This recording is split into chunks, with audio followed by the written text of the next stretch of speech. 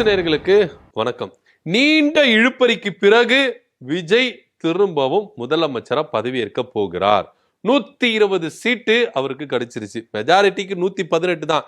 எக்ஸ்ட்ராவே 2 இந்தாங்க வச்சுக்கங்க அப்படின்னு இந்திய முஸ்லீம் லீக் என்ன பண்ணியிருக்காங்க, ஆதரவு தெரிவிச்சிருக்காங்க. ஒட்டு மொத்தமா 120 சீட்டோட அவரு ஆட்சி அமைக்க போகிறார் அப்படின்றதுல எந்த வித மாற்று கருத்து இல்லை. இங்க கிங் மேக்கர் சொல்லிட்டு இருந்தார் விஜய். உண்மையிலேயே இங்க கிங் மேக்கர் யார் தெரியுமா?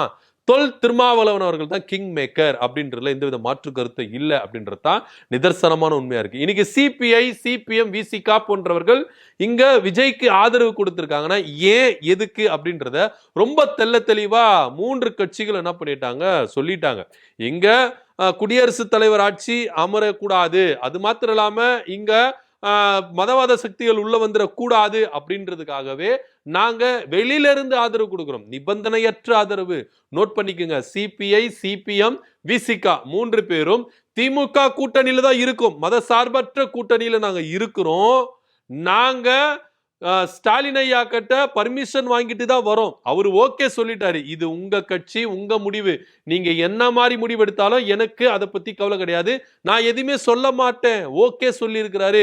நீங்க தாவேகாவுக்கு தாராளமா ஆதரவு கொடுங்க அப்படின்னு 3 பேரும் திமுக தலைவர் மு.க. ஸ்டாலின் அவர்கள் கிட்ட சொல்லிட்டு தான் இங்க ஆதரவு தெரிவிச்சிருக்காங்க. சோ ஆல்மோஸ்ட் இப்போ திமுக தயவுனாலதான் தாவேகா ஆட்சி அமைக்குதுன்னு வைங்களேன். முன்னாள் முதல்வர் மு.க. ஸ்டாலின் அவர்கள் சொல்லிதான் விஜய் அவர்கள் முதலமைச்சர் ஆகிறாரு அப்படின்னு வச்சிருந்தாலும் நல்வாழ்த்துகள் தெரிவிச்சிருக்காருங்க. அதாவது தாவேகா தலைவர் விஜய் அவர்களுக்கு மீண்டும் ஒரு விஷயம் நான் என்ன பண்றேன், நல்வாழ்த்துகள் தெரிவிக்கிறேன். அவங்க ஆட்சி அமைக்கட்டும், ஒருபோதும் நாங்கள் டிஸ்டர்ப் பண்ண மாட்டோம். ஆனா அவரு மனசு நொந்து சொல்லி இருக்கிறாருங்க. ஒரே நாள்ல இப்படி காங்கிரஸ் என்ன பண்ணுச்சு, முதுகுல குத்திட்டு கூட்டணிக்கு போயிருச்சு. ஆனா இந்த 3 பேர் தோழமை கட்சிகள் பாருங்க, என்கிட்ட சொல்லிட்டு போனாங்க, நாங்க போய் ஆதரவு கொடுக்க போறோம், இந்த மாதிரி சிச்சுவேஷன்ல இருக்கு, இது மிஸ் பண்ணிட்டோம்னா இங்க பாஜக உள்ள வந்துடும், குடியரசுத் தலைவர் ஆட்சி நடத்திடுவாங்க, நிறைய விஷயங்கள் நடந்தது அப்படின்றத நாங்க விவரிச்சு சொன்னோம். ஆனா அவங்க ஒரு வார்த்தை சொன்னாங்க, நாங்க திமுக கூட்டணியில தான் இருக்கிறோம், ஆனா ஆதரவு அவங்களுக்கு கொடுக்குறோம். ஆனா அது மாதிரி காங்கிரஸ் சொல்லவே இல்லை. புறமுதுகளை குத்திட்டு என்ன பண்ணிட்டாங்க, போயிட்டாங்க.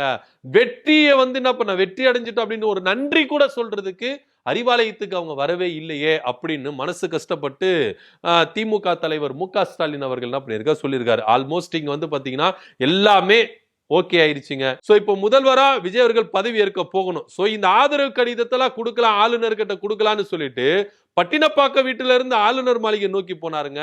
போற வழியில என்ன பண்ணிட்டாங்கன்னா, அவருக்கு ஆளுநர் அனுமதி கொடுக்கல, நேரம் ஒதுக்கல அப்படின்னு அப்படியே வண்டி யூட்டர்ன்.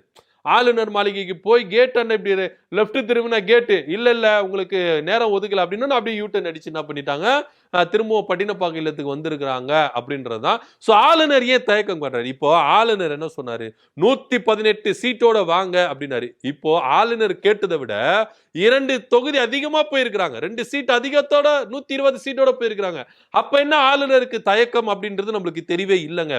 ஏன்னா ஆளுநர் இங்க ஒரு விதத்துல தயக்கம் காட்டுகிறார். பாஜகவினுடைய சித்து விளையாட்டுக்கு இங்க செயல்படுத்துறது அதிகமா இருக்குது அப்படின்னா, சோ திமுக இங்க எதிர்க்குது, விசிகா எதிர்க்குது, சிபிஐ, சிபிஎம் எல்லாருமே எதிர்க்கிறாங்க. இப்ப கூட விஜய் வாயை திறந்து பேச மாட்டேங்கிறாரு அப்படின்றதா நிதர்சனமான உண்மையா இருக்கு அப்படின்றத இங்க ரொம்ப ரொம்ப ரொம்ப தெளிவா தெரிஞ்சுக்கணும்.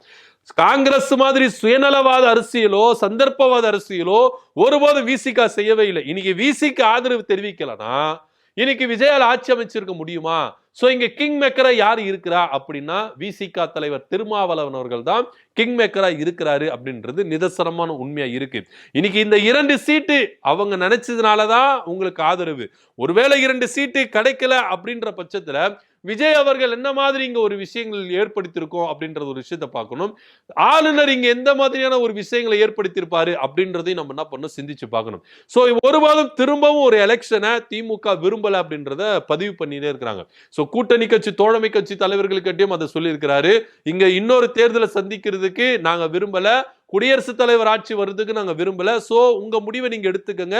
உங்க முடிவு எதுவாக இருந்தாலும் திமுக அதை மனதார வாழ்த்தும் வரவேற்கும் அப்படின்னு சொல்லியிருக்கிறாங்க. இன்னைக்கு இந்த 3 கட்சி தலைவர்களுக்கும் வாழ்த்து தெரிவிச்சிருக்கிறார். நீங்க தாவேகாவுக்கு போயிட்டு விஜய்க்கு ஆதரவு கொடுத்தது என்னுடைய வாழ்த்துக்கள் அப்படின்னு சொல்லியிருக்கிறார். ஆனா காங்கிரஸ் வாழ்த்துல நன்றி விசுவாசம் இல்லாத கட்சி அப்படின்னு சொல்லியிருக்கிறார். நன்றி கூட தெரிவிக்காம வந்திருக்கிறாங்க அப்படின்னு சொல்லி விமர்சிச்சிருக்கிறார்னா, சோ இங்க காங்கிரஸ் உடைய மனநிலை என்னவா இருக்கு? அதாவது இவங்கள மாதிரியே காங்கிரஸ் முடிவு எடுத்திருக்கலாமோ அப்படின்ற ஒரு விஷயம் தோணுதுங்க. உண்மையிலேங்க இன்னைக்கு சிபிஐ, சிபிஎம், விசிகா மாதிரி காங்கிரஸ் இந்த முடிவு எடுத்திருக்கலாம். நாங்க மதசார்பற்ற கூட்டணியில இருக்கிறோம், ஆனா உங்களுக்கு ஆதரவு தெரிவிச்சிருக்குன்னு சொல்லியிருக்கலாம். ஆனா இங்க பதவி சுகத்துக்காக சந்தர்ப்பவாத அரசியல, சுயநலவாத அரசியல காங்கிரஸ் இங்க கையில் எடுத்ததுல ஒட்டுமொத்தமா பேரு கெடுத்துக்கிட்டாங்க அப்படின்னு தான் நம்ம பார்க்கணும். ஏன்னா இன்னைக்கு இவங்க 3 பேர் எவ்வளவு அழகா நாங்க வெளியில இருந்து ஆதரவு கொடுக்கிறோம். ஏன்னா இங்க மதவாத சக்தியில் உள்ள வந்துடக்கூடாது, குடியரசுத் தலைவர் ஆட்சி வந்துடக்கூடாது. அந்த ஒரு காரணத்துக்காக தான் இவங்க என்ன பண்ணியிருக்காங்க, இந்த மாதிரி ஒரு நிலைப்பாட்டில் எடுத்திருக்கிறாங்க. திமுக தலைவர் மு.க. ஸ்டாலின் அவர்களும் இவங்களுக்கு வாழ்த்துகள் தெரிவிச்சிருக்காரு. விஜய்க்கு வாழ்த்துகள் தெரிவிச்சிருக்காரு. புதுசாமியை போற கட்சிக்கு எங்களுடைய வாழ்த்துகள் அப்படின்னு சொல்லியிருக்கிறாரு. பார்க்கலாம் என்னென்ன நடக்குது அப்படின்றத. ஏன்னா இதுக்கப்புறம் தான் ஆட்டம் சூடு பிடிக்க போகுது. சும்மா எங்களுக்கு 118 வந்துருச்சு, 120 வந்துருச்சுன்னு விஜய் ஆட்சியில் உட்காந்துட்டு வேலை செய்யாம இருந்தா எப்படி? இதுக்கப்புறம் தான் அவர் இறங்கி வேலை செய்யணும். இதுக்கப்புறம் தான் அவருக்கு சவால்கள் முன்ன நிறைய இருக்குது விஜய் அவர்களுக்கு. ஏன்னா இப்போ ஆட்சி அமைக்க போறதுக்கு முன்னாடியே ஆளுநர் என்ன பண்ணல, டைம் கொடுக்கவே இல்லை. உடனே யூட்டர்ன் அடிச்சுட்டு வராருன்னா இது ஆளுநர் போக்கு எந்த மாதிரியான போக்கா இருக்குது? சோ இது கிளீனா தெரியுது. பாஜக ஒரு கேம் ரெடி பண்ணிட்டாங்க. சோ ஆளுநர் மூலமா என்ன பண்றாங்க, இந்த கேமை இம்ப்ளிமெண்ட் பண்ணிட்டு இருக்காங்க அப்படின்றது ரொம்ப தெளிவா இருக்கு. ஏன்னா ஆளுநர் கேட்டது 118, இவங்க 120 போறாங்க. அப்புறம் என்னங்க உங்களுக்கு பிரச்சனை? வாங்க விஜய் சார், நாளைக்கோ இல்ல நாளைக்கோ உங்களுக்கு பதவி பிரமாணம் செஞ்சு வைக்கிறேன், நீங்க முதலமைச்சரா பதவி ஏத்துக்கங்க, முடிஞ்சு போயிடுச்சு. ஆனா ஏன் ஆளுநர் இந்த அளவுக்கு காலந்தாமதப்படுத்துறாரு அப்படின்றது நம்மளுக்கு தெரியவே இல்லை. சோ இதை வன்மையா எல்லாரும் கண்டிக்கிறாங்க அப்படின்றத நிதர்சனமான இருக்கு.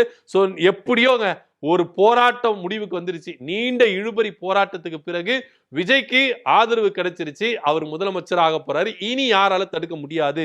சோ முதலமைச்சர் தயவுனாலதான் இது நடந்திருக்குது அப்படின்றத கம்யூனிஸ்ட் கட்சி தேசிய செயலாளர் பேபி அவர்கள் என்ன பண்ணிருக்காரு, சொல்லியிருக்கிறாரு. திருமாவளவனும் சொல்லியிருக்கிறார். நாங்க மு.க. ஸ்டாலின் அவர்கள் கிட்ட சொல்லிட்டு தான் வந்தோம் அப்படின்றது எல்லாத்தையும் ஒப்புக்கிட்டு இருக்காங்க. சோ திமுக தயவுனாலதான் இவங்க ஆட்சி அமைச்சிருக்காங்கன்றது திரும்பவும் நிரூபம் ஆயிருக்கு அப்படின்றது தான் நிதர்சனமான இருக்கு. இதை பத்தியோட கருத்து என்ன அப்படின்னு கீழே கமெண்ட் பண்ணுங்க. நன்றி, வணக்கம்.